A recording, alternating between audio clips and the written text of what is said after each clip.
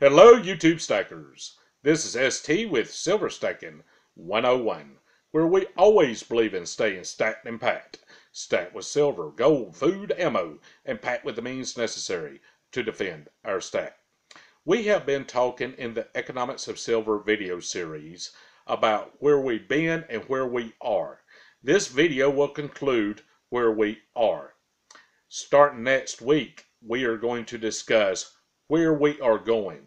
It's a lot more complicated than the dollar is going to collapse due to the crushing weight of the national debt. That will happen, but there's a lot more scary crap that's going to come down the pipe with it.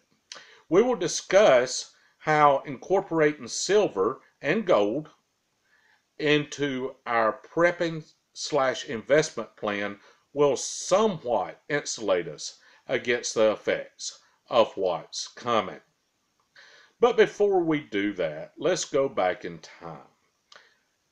Prior to 2008, lenders were loaning on mortgages to basically anybody.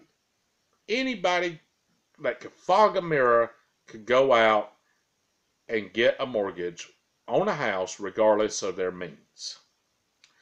The lenders didn't care about the purchaser's ability to repay. Why was that? Because the lender was not going to hold the asset at the time repayment was due. They were processing paperwork on the front end. Investment banks were taking these mortgages and packaging them together, and assigning a grade for each package of loans and turning them into securities and selling them on the open market. The problem came from the investment bank's failure to do due diligence and analyze the underlying assets that compose the security. So the unsuspecting investing public relied upon the arbitrary grades assigned by the investment banks when they purchased these securities. One would naturally assume a bank like Goldman, an investment bank like Goldman, would do due diligence. It didn't happen. So the economy goes to crap because, surprise, surprise, people didn't repay their mortgages. Fall 2008, Congress was presented with an emergency measure to save the too big to fail investment banks and commercial banks. Congress was told if they did not pass a bailout measure right then, the entire United States and world economy would collapse. To their credit, Congress initially rejected the proposal. However, in very short order thereafter, they passed it. They were intimidated. Why were congressmen intimidated? Remember their two goals: to be reelected or elected to a higher office, and to profiteer as much as they can from their position. We've established that congressmen and elected officials in general buddy with the money elite, and they will always vote to the money elite's interest over their constituents' interest, because catering to the money elite serves their two goals better than some people like you and I. So what did the banks do with the bailout? AP story. December 21st, 2008. $1.6 billion of bank bailout went to executives.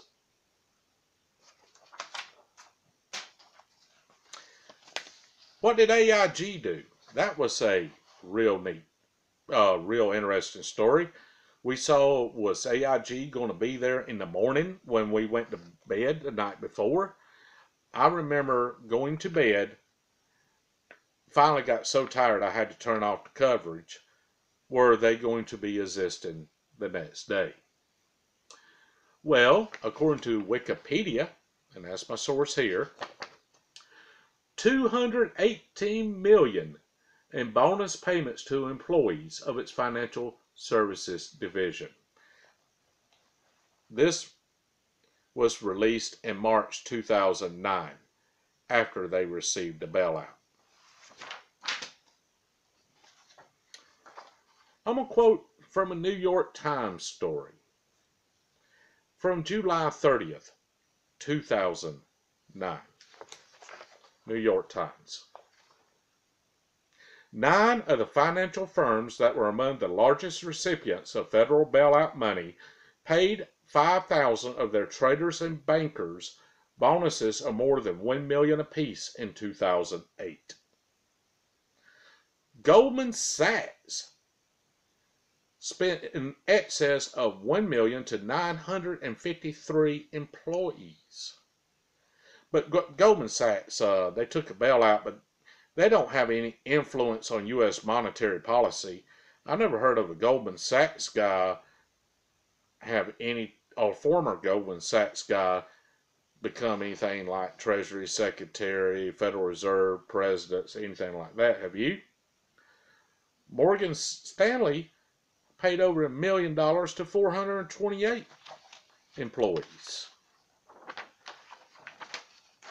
But we can be reassured. There is a guy by the name of Robert Profusky, a lawyer with the law firm Jones Day, and he works with large banks to develop compensation systems and bonus systems and incentives. He said, quote, "There's this assumption that everyone was like drunken sailors passing out money without regard to consequences or without giving it any thought. That wasn't the case." BS. Where was all the thought when it came time to grade these securities you dumped on the public? Politicians went along. We had congressional hearings. There was moral outrage, moral indignation. You could chew my ass for 2 hours for $1 million. I sat in that chair. They could grill me all day long for $2 million. Now, how many people do you know in 2008 that lost their houses, their jobs, their businesses? Sometimes that created so much stress they lost their families. These guys are the guys that caused that crap, and they're getting bonuses from your tax money and my tax money. Which brings me to the future. And here's the theme we're going to go in the future. We are moving toward a socialistic oligarchy. Haven't heard that term much. Matter of fact, I don't even know if I heard that term, but that's exactly what we got. It's unprecedented in history. And we're going to go through on the videos from this point forward on the economics of silver, why that is the case and what's going to happen because of it. I'm not against capitalism, folks. I am a capitalist. This crap right here is not capitalism. It's theft. It's theft from you, and it's theft from me. So please subscribe if you haven't. Give me a thumbs up. Thank you for watching. Comment. Not only tell me what you think, but why you think it. God bless you. Stay stacked and packed.